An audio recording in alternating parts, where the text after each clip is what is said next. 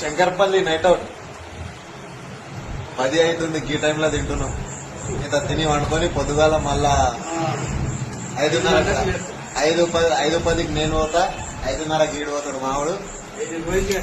ఇగో మా అన్న కూడా తింటున్నాడు. మా పరిస్థితికి ఇట్లుంటది భయ.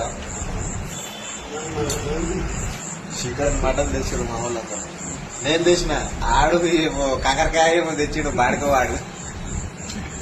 ఎవరు తెచ్చినా కడుపులకేరా పోయేది అవలే.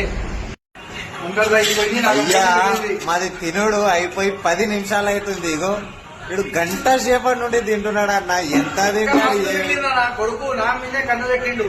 ఇగో ఇగో 1 కిలో బియ్యం తిన్నాడు, ఇంకా తింటానే ఉన్నాడు. మాది మా కండక్టర్ అన్న ఇగో తిని గోళీలు గీలీలు వేసుకొని రెడీ నిలబడ్డాడు వాడుకోనికి. ఇంకా ఇది తినుడే కాలేదు. ఇగో